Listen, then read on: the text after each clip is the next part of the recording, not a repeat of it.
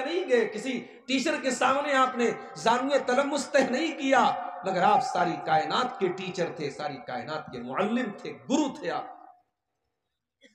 اسی لیے اللہ نے جب اپنے نبی کی خصوصیات کا تذکرہ قرآن میں کیا تو کیا فرمایا؟ وَيُعَلِّمُهُمُ الْكِتَابَ وَالْحِكْمَةَ, میرا نبی تم کو قرآن سکھاتا ہے, میرا نبی تم کو حکمت کی باتیں سکھاتا ہے, میرا نبی ٹیچر ہے, میرا نبی معلم ہے, میرا نبی تم کو کتاب و حکمت کی تعلیم دیتا ہے. مگر افسوس, جس نبی نے دنیا کو ٹیچنگ دی اور تعلیم دی اور شکشا دی, اس نبی کا کلمہ پڑھنے والے آج شکشا سے دور ہیں, تعلیم سے دور. سیمانچل کا علاقہ ہے, شیرشاہ آبادی ہمارے بھائیوں کی ایک بڑی آبادی اس علاقے میں. جا کر کے ذرا رپورٹیں دیکھو کہ تعلیم کا تناسب کیا ہے, تعلیم کا پرسنٹیج کیا ہے. آج اس آیت کے اوپر پوری تقریر ہو اور اس آیت کا مطلب میں سمجھا کر کے میں آپ کے سامنے اپنی بات کو ختم.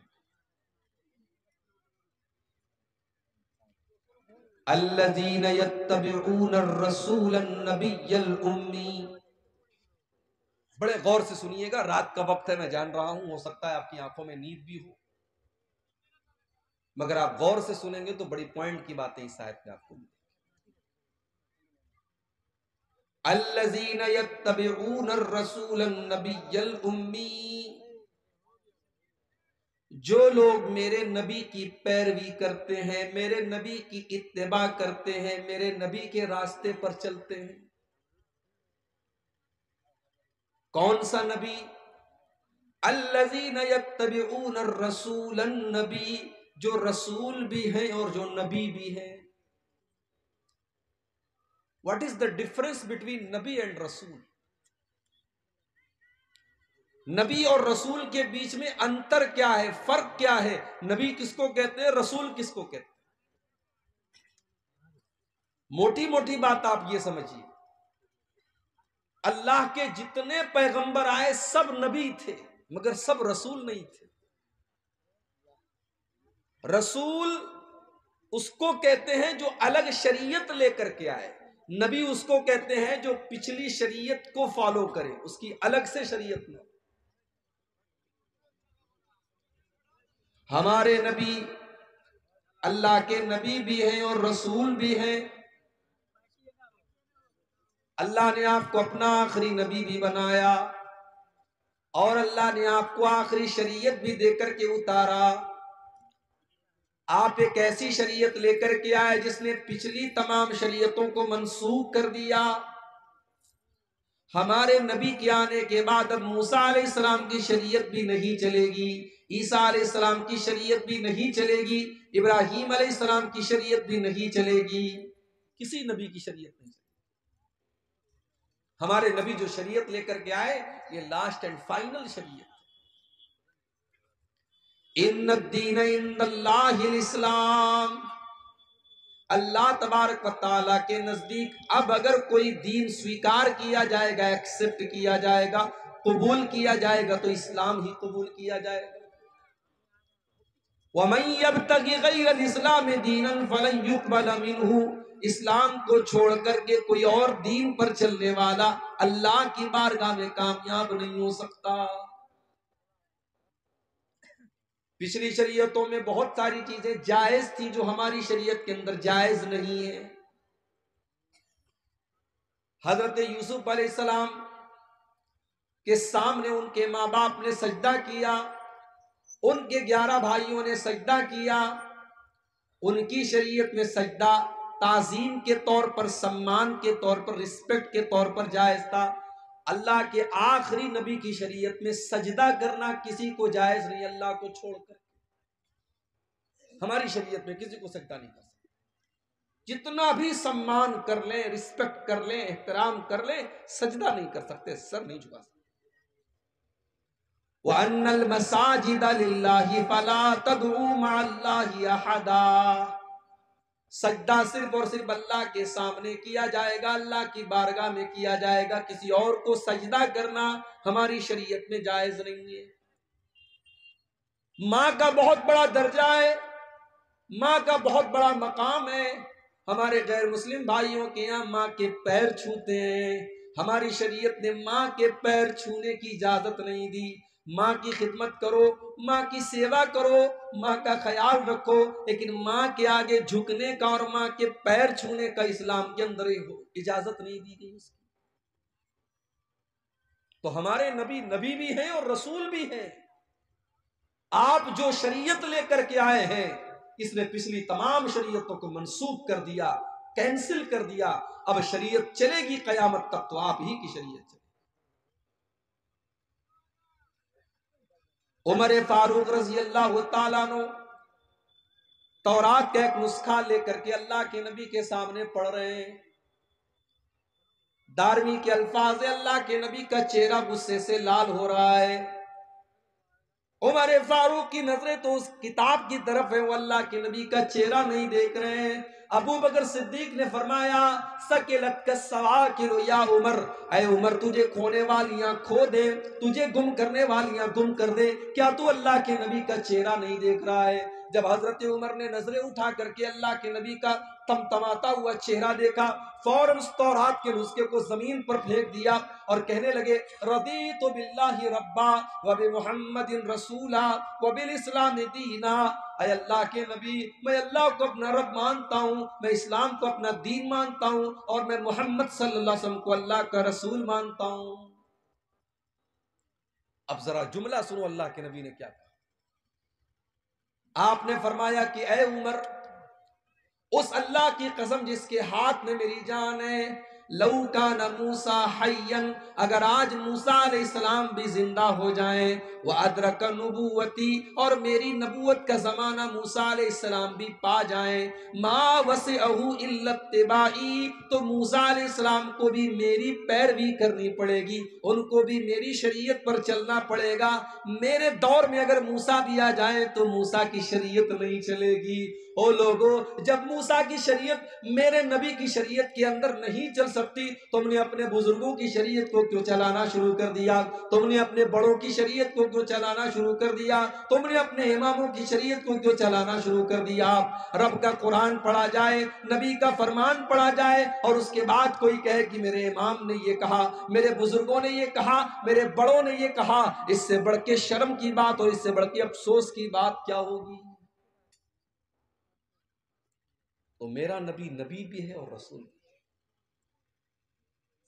الذین یتبعون الرسول النبی الامی، میرا نبی نبی بھی ہے اور میرا نبی رسول بھی ہے اور میرا نبی امی بھی ہے.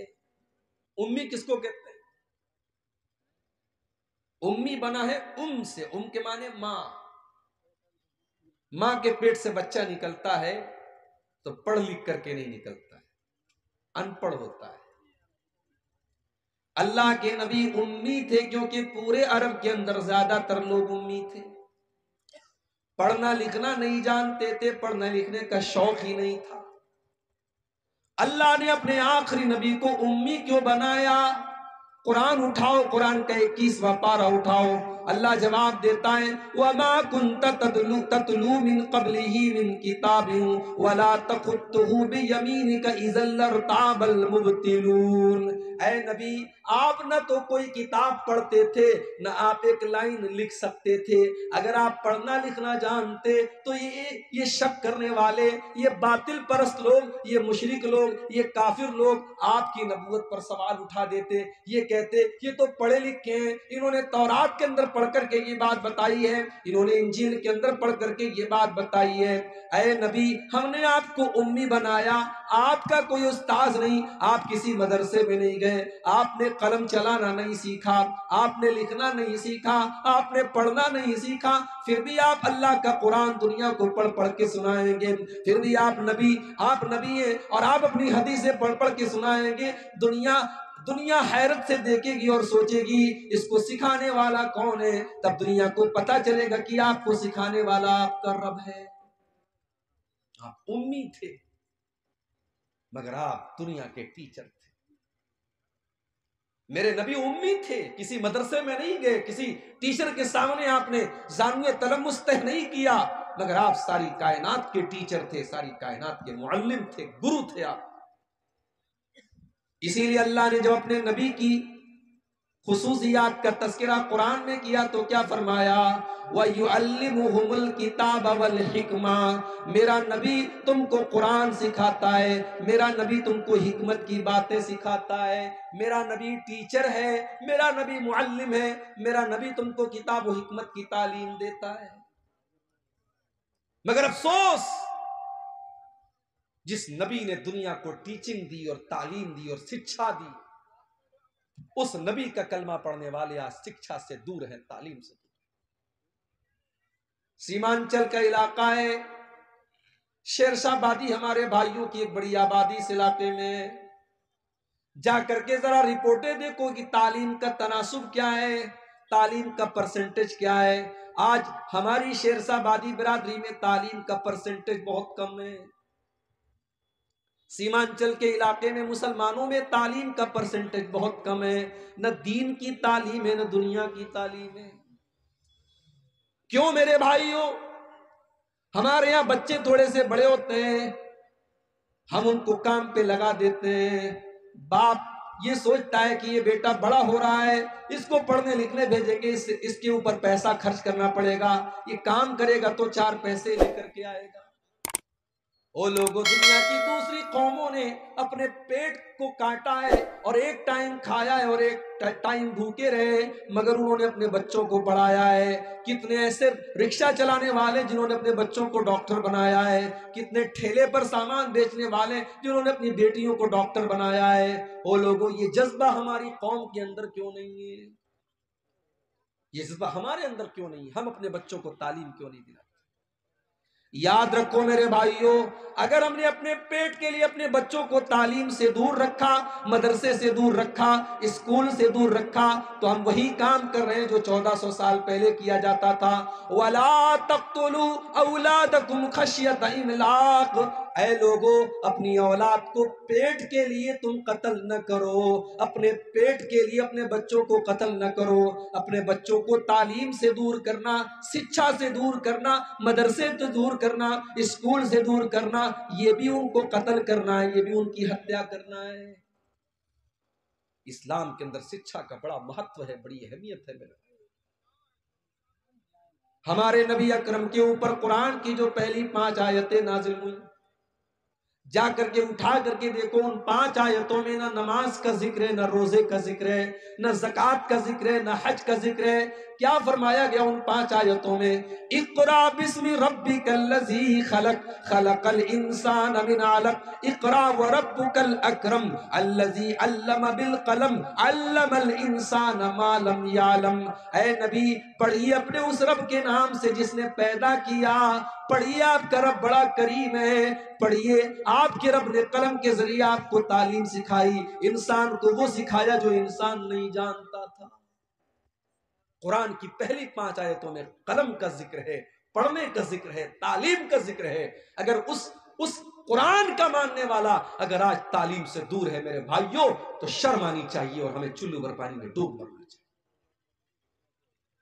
ہمارے نبی امی ہیں، مگر ساری کائنات کو درس دینے کے لیے آئے ہیں۔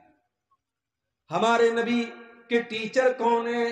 قرآن اٹھاؤ، اللہ فرماتا ہے علمہ شدید القویٰ ذو مرۃ فاستویٰ۔ میرے نبی کا ٹیچر تو جبریل جیسا فرشتہ ہے، جو اپنے پر کو زمین پہ مار دے تو ساری زمین جل جائے گی۔